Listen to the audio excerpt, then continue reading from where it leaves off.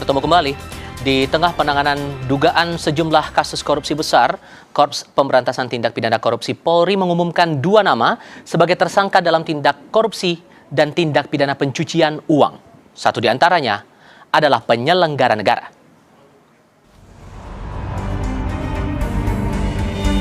Dua tersangka akhirnya diumumkan oleh Korps Pemberantasan Tindak Pidana Korupsi Polri setelah sebelumnya penyidik melakukan penggeledahan di 12 lokasi dan menyita berbagai barang bukti, mulai dari emas batangan, uang tunai dalam rupiah maupun mata uang asing, serta sejumlah aset lain dalam dugaan kasus suap, gratifikasi, dan tindak pidana pencucian uang.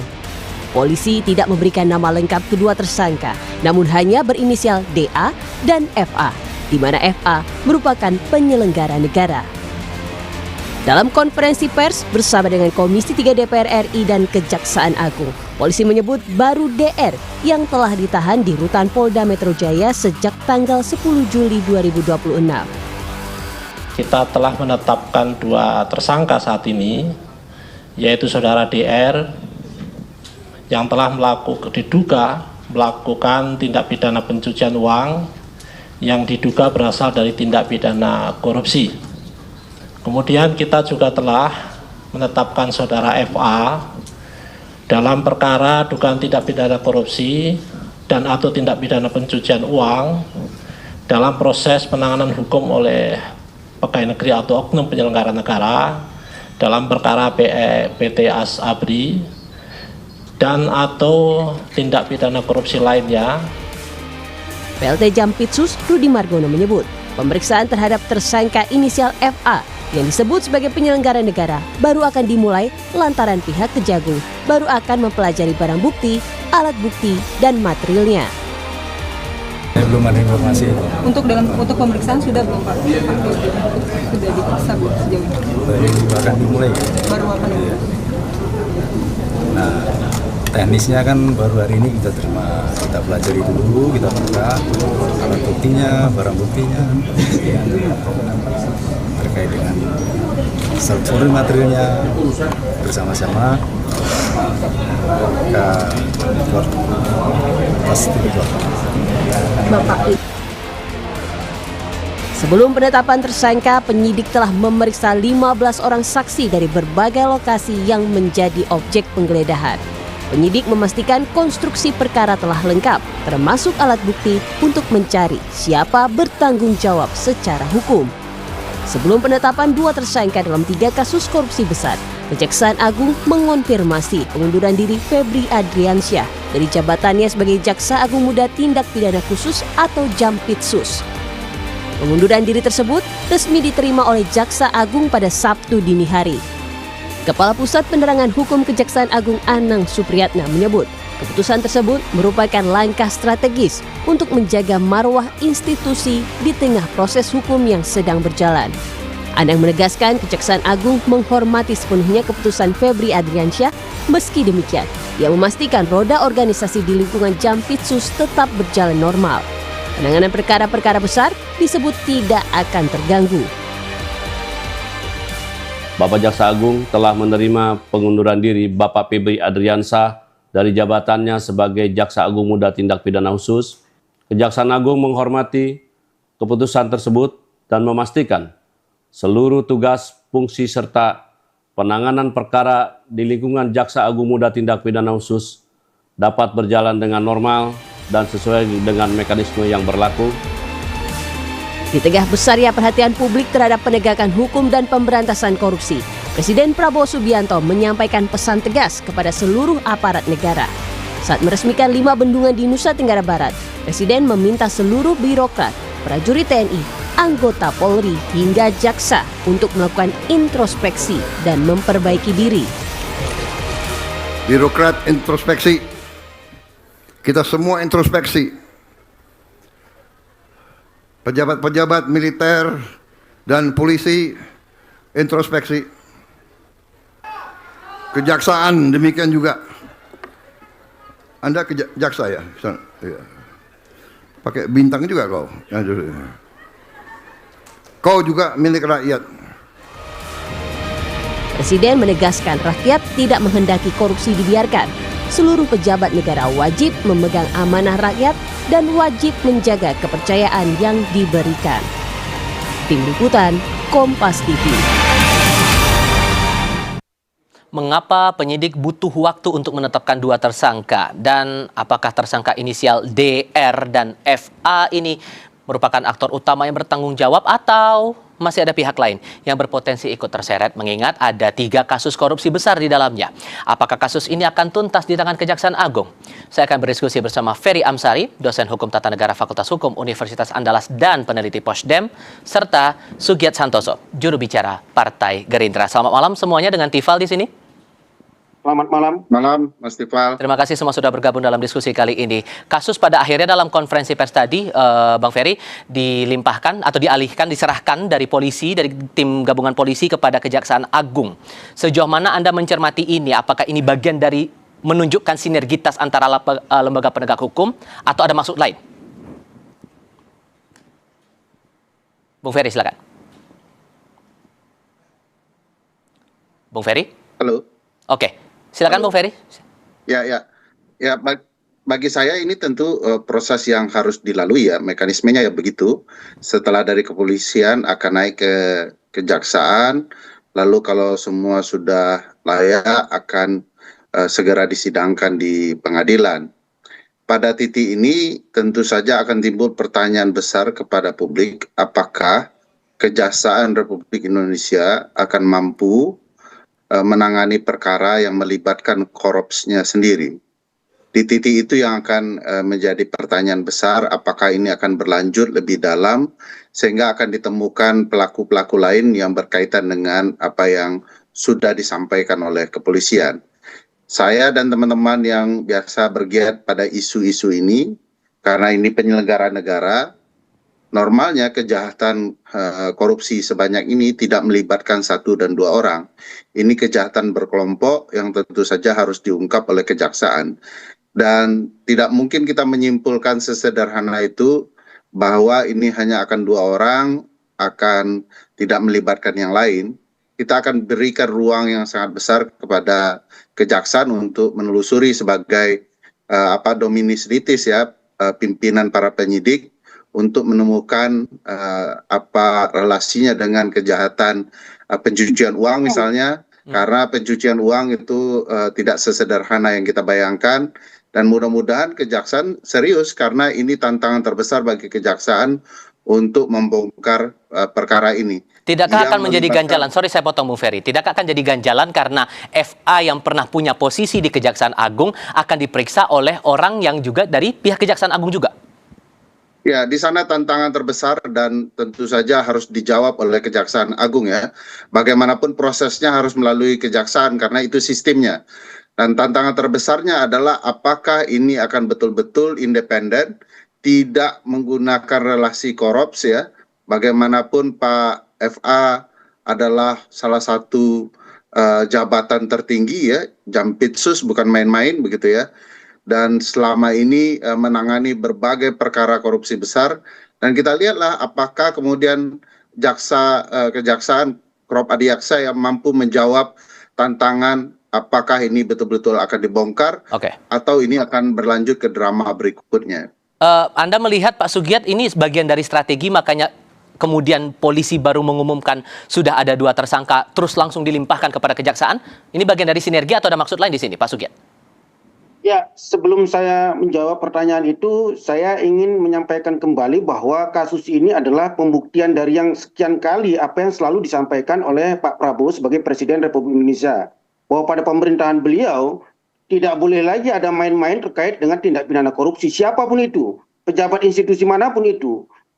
Walaupun mungkin ya katakanlah dia adalah pejabat tinggi dari institusi penegak hukum, sekalipun kalau dia terlibat dalam tindak pidana korupsi, dia harus diusut tuntas. Itu pesan yang berkali-kali disampaikan oleh Presiden kita sejak beliau dilantik. Apalagi kan pemberantasan korupsi masuk dalam masa cita Presiden.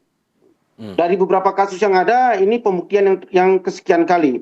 Yang kedua, saya pikir memang ini adalah ujian dari sinergitas, kolaborasi, dan soliditas dari institusi penegak hukum. Apakah kepolisian, kejaksaan, bahkan mungkin TNI, bahwa mereka adalah satu komando dalam kepemimpinan Pak Prabowo. Tidak boleh lagi ada ego sektoral, apakah itu dari pihak kejaksaan, dari pihak kepolisian, bahkan dari pihak TNI misalnya, bahwa selama mereka dalam satu komando di bawah kepemimpinan Pak Prabowo, maka penegakan hukum menjadi tanggung jawab mereka bersama. Tapi kalau kemudian ini yang ditangani kasusnya adalah seorang bekas pejabat di Kejaksaan Agung, Pak, apakah Anda tidak khawatir bahwa akan terjadi friksi internal di Kejaksaan Agung kalau kemudian kasus ini ditangani Kejagung? Saya tidak merasa khawatir karena memang apa yang menjadi penjelasan dari ketika kepolisian konferensi pers kemarin ini sudah menjadi atensi presiden ya, bahwa kasus ini sudah menjadi atensi presiden dan Kejaksaan Agung, kepolisian itu adalah institusi penegak hukum di bawah presiden. Saya pikir mereka tidak akan berani lagi bermain-main atau katakanlah mencurangi kasus ini jika ingin katakanlah dalam konteks penegakan hukum menjadi kepercayaan publik yang sangat tinggi. Saya tidak terlalu khawatir. Oke, kalau kemudian ini saya juga tertarik dengan pernyataan Anda bahwa ini menguatkan sinergitas antara lembaga penegak hukum, dan dari konferensi pers tadi sore juga ditegaskan lagi oleh teman-teman dari Komisi 3. Anda melihat awalnya kasus ini kemudian muncul ke publik, ada kesan bahwa ada upaya ego sektoral di sini, ada ego dari lembaga penegak hukum masing-masing dalam penanganan kasus ini, Pak Sugiat? Ya, saya tidak ingin membahas yang sudah berlalu ya, tapi kesan itu ada. Saya ingin fokus ke depan saja, bahwa setelah katakanlah Jaksa Agung Muda Tindak Pidana Khusus itu sudah mengundurkan diri dan hari ini sudah ditersangkakan, saya pikir ada semangat bersama dari setiap institusi penegak hukum, apakah kepolisian maupun kejaksaan, untuk menuntaskan kasus ini setuntas-tuntasnya. Pertama, ini menjadi atensi presiden. Yang kedua, ini juga sudah menjadi atensi publik. Pasti publik akan melakukan mekanisme pengawasan. Apalagi kemarin DPR juga sudah hadir ketika konferensi pers, dan Komisi 3 juga sudah membentuk tim pengawas agar kasus ini benar-benar diusut tuntas setuntas-tuntasnya. Bung Ferry, Anda melihat awalnya juga seperti itu? Apakah ada kesan ego sektoral di awal, makanya kemudian penegasan sinergitas itu terlihat sekarang ini? Oh, saya tidak melihat soal ego sektoralnya, saya melihat kekacauan konstitusionalnya. Bahwa ada institusi tertentu yang harus jauh dari urusan sipil masuk ke dalam penanganan kasus ini, dan itu bagi saya aneh betul begitu ya. Dan presiden hanya menggunakan istilah introspeksi diri masing-masing. Harusnya presiden dengan lebih tegas menyampaikan soal harus menegakkan konstitusi, segala institusi yang melanggar konstitusi harus menerima perbaikan. Jadi harus tegas bahwa presiden sudah menyatakan pemberantasan korupsi harus serius. Dan ini bagian, kalau itu bagian dari ini, presiden harus memastikan tidak ada ruang dari institusi yang bukan penegak hukum kemudian untuk ikut campur. Dan kita bisa lihat bahwa keributan ini adalah keributan dari sebelumnya juga, bahwa kejaksaan hendak dilindungi oleh militer dan polisi ingin memastikan perkara ditangani. Ini ada berkelindan. Kita tidak bilang bahwa kepolisian sudah baik, tetapi kita melihat ada upaya ya untuk kemudian menyelesaikan kasus-kasus tertentu. Dan anehnya ada militer. Kedua, presiden belum menjelaskan kepada publik kenapa ada militer dalam penjagaan rumah seorang jaksa. Bukankah itu pelanggaran konstitusi serius? Sebagai seorang pemimpin seluruh institusi itu, beliau adalah komandonya, di bawah beliau, maka harusnya ada ketegasan sikap bahwa ini tidak boleh berulang, tidak boleh militer masuk ke ruang sipil, militer tidak digunakan sebagai alat negara untuk kepentingan koruptor, sehingga militer harus betul-betul dilakukan evaluasi serius untuk itu. Dan bagi saya itu sangat penting untuk menegaskan pilihan presiden dalam kasus-kasus seperti ini. Karena udah disinggung pernyataan presiden, gimana Pak Sugiat merespon pandangan dari Bung Ferry ini? Ada yang tepat atau ada yang keliru nggak nih? Saya pikir tidak, kita mencerna apa yang disampaikan presiden tidak hanya sepenggal-sepenggal. Bahkan kita kalau katakanlah mengingat kembali apa yang menjadi pidato presiden ketika dilantik, begitu juga dengan asal citranya, begitu juga setiap beliau rapat apakah di DPR maupun di kabinet, beliau sudah mewanti-wanti bahwa pada pemerintahan Prabowo Subianto jangan ada lagi yang bermain-main. Siapapun itu, pejabat manapun itu, kalau masih bermain-main akan disikat. Dan memang selama 2 tahun pemerintahan Pak Prabowo itu kan dibuktikan. Misalnya bagaimana pemerintahan Pak Prabowo tegas terhadap oligarki-oligarki yang menguasai begitu banyak, katakan lahan perkebunan, tambang dan sebagainya, kan disikat semua. Belum lagi misalnya kasus-kasus besar yang melibatkan pejabat negara yang mungkin dianggap publik dekat dengan presiden, seperti kasus BGN, juga disikat tanpa pandang bulu. Saya pikir itu menjadi komitmen yang sangat konkret dari Presiden Prabowo terkait dengan penegakan pemberantasan korupsi. Yang kedua, Yang saya sekali lagi menyampaikan optimisme momentum dari kasus ini, bahwa ada soliditas, sinergisitas dan kolaborasi yang sangat kuat dari institusi penegak hukum itu kembali menjadi satu komando di bawah kepemimpinan presiden, misalnya kejaksaan, kepolisian, bahkan katakanlah seperti yang disinggung oleh Bang Ferry Amsari tadi, TNI, itu bagian dari satu komando dari pemerintahan Pak Prabowo. Pertama adalah menjaga stabilitas, yang kedua adalah mendukung penegakan pemberantasan korupsi yang sudah dicanangkan oleh Presiden Prabowo sejak beliau dilantik. Baik. Saya optimis kasus ini misalnya, saya sangat optimis. Mungkin pada periode sebelumnya tidak akan mungkin misalnya seorang Jampitsus menjadi tersangka, tapi pada pemerintahan Pak Prabowo lah ini bisa terjadi. Ini menunjukkan bukti yang sangat kuat bahwa pemerintahan Pak Prabowo itu tidak akan mungkin membiarkan sekali lagi budaya korupsi, tindak pidana korupsi itu masih bermain-main di Republik ini. Nah, Bung Ferry, kalau dengan kasus korupsi yang sebesar ini, bahkan disebut oleh Ketua Komisi 3 DPR ini mega korupsi, ini akan ada tantangan nggak saat mendalami itu, menelusuri ini sampai ke akar-akarnya? Apakah akan ada tantangan nuansa politik yang akan berkelindan di situ, Bung Ferry? Ya, kalau dilihat dari karut-marutnya institusi yang terlibat ya, lepas dari kapitalisasi bahwa ini adalah langkah Pak Prabowo, tapi jika kita mau dan berharap ini akan selesai, mestinya memang Pak Prabowo harus membentuk upaya dan mekanisme khusus ya, karena ini akan membongkar katakanlah mega korupsi yang melibatkan aparat, bahkan institusi tertentu turun, ada kesan bahwa ini upaya saling melindungi. Kalau bicara satu komando, Bang Sugiat, sebenarnya siapapun presidennya ya pasti di bawah presiden. Tapi bagaimana presiden mengomandoi institusi-institusi yang ada di bawahnya, itu akan memperlihatkan seorang presiden yang baik atau tidak. Katakanlah presiden sudah memberikan tekanan, tapi mekanismenya seperti apa? Misalnya kalau presiden mau bijaksana, memastikan ada tim khusus agar penanganan kasus ini juga akan terlepas dari berbagai kepentingan institusi dan memastikan bahwa komando presiden betul-betul bicara pemberantasan korupsi, bukan di ujung baru ngaku bahwa ini kerja-kerja presiden, keinginan presiden ya, padahal ya yang memilih dan menentukan mereka adalah presiden itu sendiri gitu ya. Baik. Pak Sugiat, tanggapannya gimana, Pak?